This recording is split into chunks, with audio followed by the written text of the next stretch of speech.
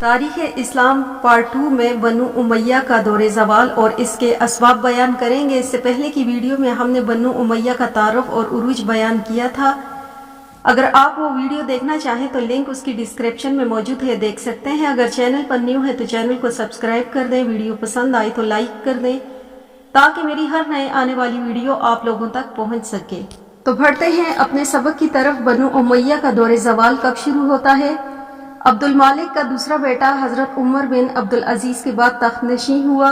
اس نے حضرت عمر بن عبدالعزیز کی تمام اصطلاحات کو منسوخ کر کے اپنے پرانے حکمرانوں کے نظام کو جاری رکھا۔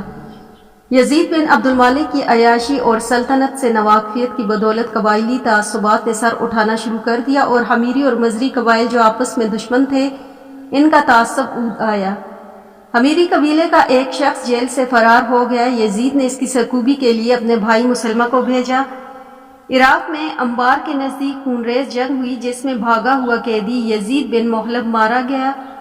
یزید ثانی کے عہد کو بدترین عہد کہا گیا کیونکہ اس کے عہد سے بنو امیہ کے زوال کا دور شروع ہوتا ہے اور عباسیوں کو اپنی دعوت پھیلانے کا موقع ملتا ہے۔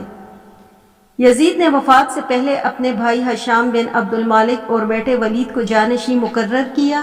یزید ثانی کے بعد اس کا بھائی خلافت پر فائز ہوا۔ یہ عبد المالک کے لائق بیٹوں میں سے ایک تھا۔ جس وقت ہشام خلیفہ بنا ہر طرف انتشار و فساد تھا۔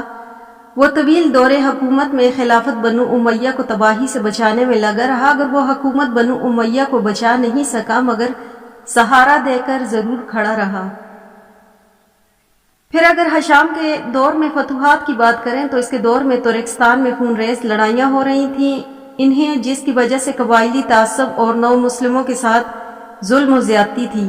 یہاں کے چھوٹے چھوٹے سردار بغاوت کر دیتے تھے۔ خالد بن عبداللہ کو ہشام نے ترکستان کا گورنر مقرر کیا اور سمرقند اور بخارا میں مسلمانوں کا تسلط دوبارہ قائم کر دیا گیا۔ آذربائیجان میں فسادات تھے۔ مروان بن محمد نے وہاں دوبارہ امن قائم کیا۔ ایشیا میں کچھ علاقے فتح کیے اور یہ سب اسلامی مملکت کا حصہ بنے۔ پھر ہے عباسی دعوت۔ حضرت عمر بن عبدالعزیز کے دور سے یہ دعوت شروع ہو چکی تھی مگر ہشام کے دور میں وسیع تر ہوتی گئی۔ خراسان اور عراق کے بڑے حصے میں عباسی دعوت کا پھیلنا۔ ہشام کے زمانے میں پھیلی یہ دعوت یعنی عباسی دعوت تحریک بنو امیہ کے زوال کا سبب بنی۔ ہشام کی اصلاحات و خدمات۔ ہشام نے ملکی حالات کے ساتھ اس کی نظم و نسق پر بھی توجہ دی۔ ملک کی تمام بنجر زمینوں کو کاشتکار بنایا۔ دفتروں میں ہر چیز کا دفتری ریکارڈ رکھا۔ ریشمی کپڑے کی صنعت کو ترقی دی۔ نئے شہر آباد کیے۔ شمالی افریقہ میں جہاز سازی کے کارخانے بنوائے۔ ان کی مذہبی خدمات یہ ہے کہ انہوں نے امام زہری سے 400 احادیث پر مشتمل ایک مجموعہ مرتب کروایا۔ ہشام نے انصاف کے تمام تقاضے پورے کیے۔ اگر اسے پرامن دور ملا ہوتا تو یہ تاریخ کا بہترین دور تھا۔ 125 میں آپ نے وفات پائی۔ یزید ثانی کا بیٹا ولید ثانی نے خلافت سنبھالی۔ یہ غافل انسان تھا۔ اس نے خلیفہ بننے کے بعد عوام اور فوج کو اپنا ہم نوا بنا لیا اور ان پر پیسہ خرچ کیا اور فوج کی تنخواہوں میں اضافہ کر دیا۔ ہشام اپنے بیٹے کو اپنی جگہ جانشین مقرر کرنا چاہتا تھا کیونکہ وہ ولید کی نالائکیوں سے واقف تھا، اس لیے ولید ہشام کے خاندان کا دشمن بن گیا اور اس نے ہشام کی اولادوں پر ظلم ڈھانے شروع کر دیے اور ان کی جائیداد ضبط کر لی، جس کی وجہ سے عوام اس سے بددل ہو گئی۔ اس نے قبائلی عصبیت کو خوب ابھارا اور یمنی قبیلے کے ممتاز رہنما کو گرفتار کر کے مروا دیا، جس سے یمنی قبائل بھڑک اٹھے۔ انہوں نے اس کی بیعت منسوخ کر کے ولید بن عبد المالک کے بیٹے یزید ثالث کی بیعت قبول کر لی۔ قلعہ نجران میں ولید ثانی مقیم تھا۔ یمنی قبائل کی اور یزید ثالث کے افواج نے قلعے کو گھیر کر ولید ثانی کو قتل کر دیا۔ ان کے بعد یزید ثالث بن ولید خلیفہ اول بنے۔ وہ فطرتاً شریف النفس انسان تھے۔ اس نے جو پہلا خطبہ دیا اس میں عدل و انصاف کے ساتھ حکومت کرنے، حدود اللہ کی حفاظت اور ملک میں فتنہ و فساد کو دور کرنا، سرحدوں کی حفاظت کا وعدہ کیا، مگر موت نے اسے یہ تمام وعدے پورے کرنے کی مہلت نہ دی۔ یزید ثالث بن ولید کی غلطی یہ تھی کہ ولید نے جو فوجوں کی تنخواہوں میں اضافہ کیا تھا اس نے اس میں کمی کر دی، جس کی وجہ سے فوج اس کے خلاف ہو گئی۔ اس وجہ سے اسے یزید الناقص بھی کہا گیا۔ یزید ثالث نے 6 ماہ حکومت کی اور وفات پا گئے۔ مرنے سے پہلے انہوں نے اپنے بھائی ابراہیم بن ولید بن عبد المالک کو جانشین مقرر کیا۔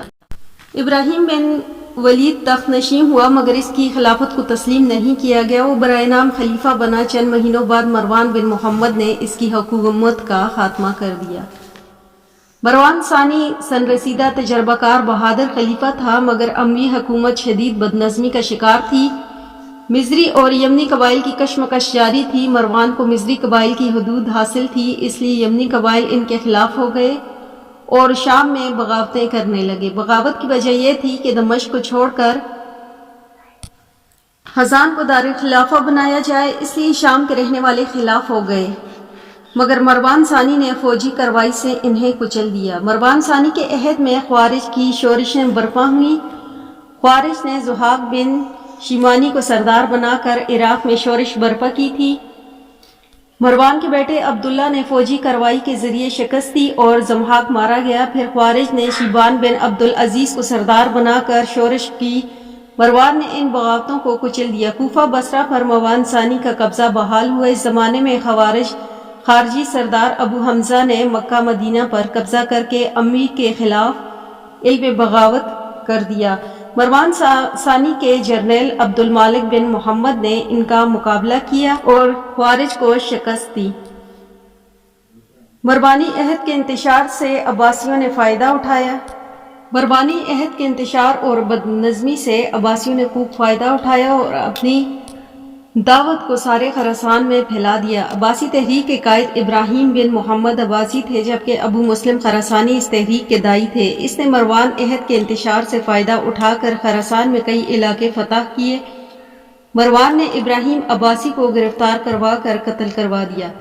بعد میں ابراہیم عباسی کے بھائی نے قیادت سنبھالی۔ عباسی اور روز بروز بہتر ہو رہے تھے۔ عباسی اور امیوں کے درمیان خونریز جنگیں ہوئی۔ مروان کو شکست ہوئی۔ مروان بھاگ کر موصل چلا گیا، وہاں اس کا ساتھ نہیں دیا گیا۔ پھر وہ خراسان آیا، پھر وہاں سے مصر۔ عباسیوں نے مسلسل پیچھا کیا، آخر لڑتا ہوا مارا گیا اور حکومت عباسیوں کے ہاتھ میں آ گئی۔ بنو امیہ 1 صدی تک دنیا اسلام کے حکمران رہے۔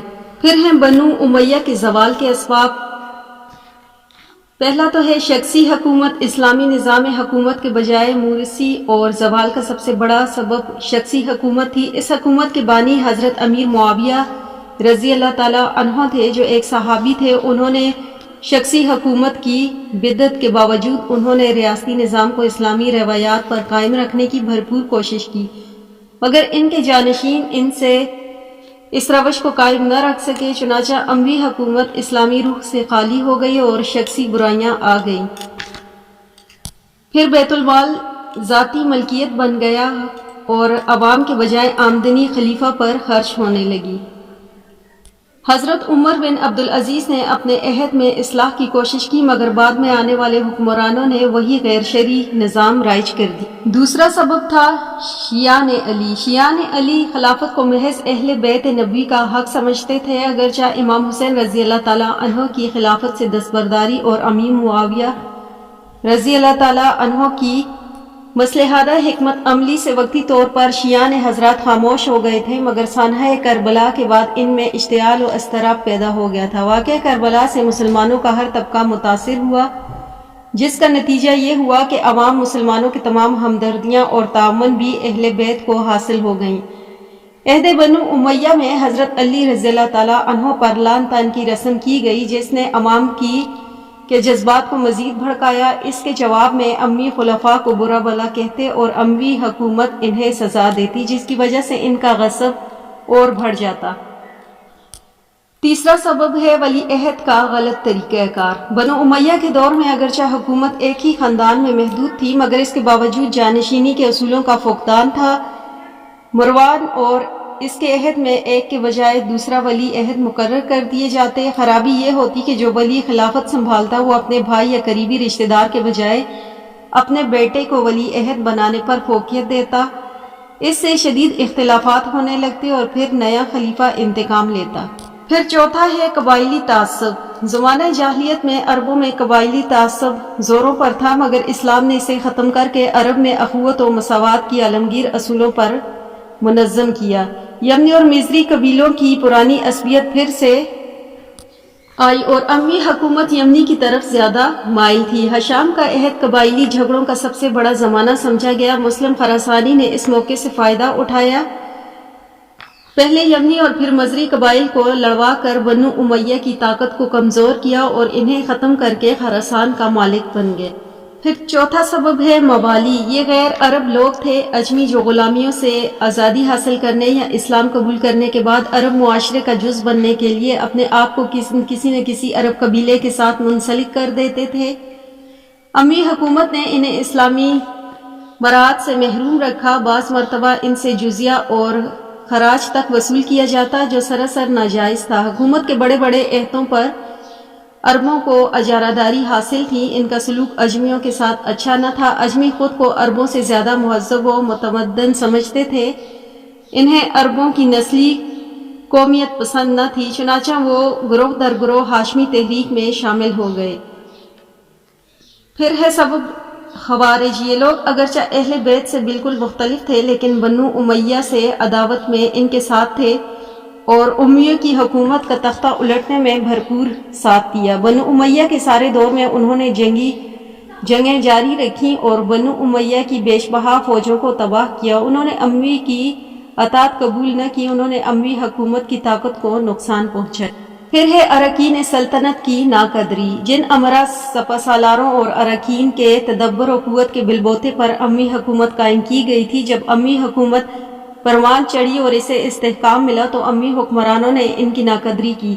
محمد بن قاسم کو مروا دیا گیا، موسیٰ بن نصیر اور طارق بن زیاد جیسے فاتح کو مروا دیا گیا اور موسیٰ بن نصیر کو ذلت امیز زندگی گزارنے پر مجبور کیا گیا۔ عبدالعزیز والی کو اندلس میں قتل کیا گیا۔ اس طرح بڑے بڑے لوگوں کو طاقت کے زور سے مروایا گیا۔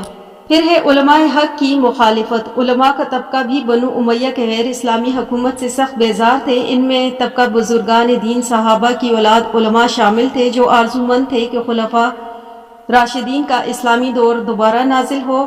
وہ ہر اس تحریک میں شامل تھے جو بنو امیہ کی غیر شرعی حکومت کی جگہ اسلامی روایات کو دوبارہ قائم کرنا چاہ رہی تھی۔ امام ابو حنیفہ۔ اموی حکومت نے امام ابو حنیفہ کو سرکاری ملازمت پر مجبور کرنا چاہا، آپ نے تسلیم نہ کیا، کو کوڑوں سے مارا گیا۔ آخرکار علماء حق کی قربانیوں نے اموی حکومت کی جڑوں کو کھوکھلا کر دیا۔ پھر ہے اخلاقی پستی۔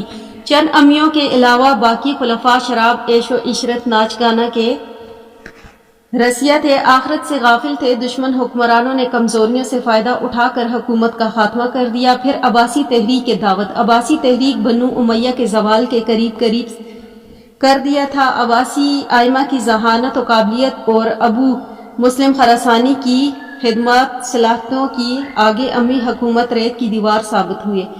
آخرکار اموی حکومت کا تختہ الٹ گیا۔ اس تحریک نے خلافت عباسیہ کے قیام کی راہ ہموار کی۔ تو یہ تھے بنو امیہ کے زوال کے اسباب۔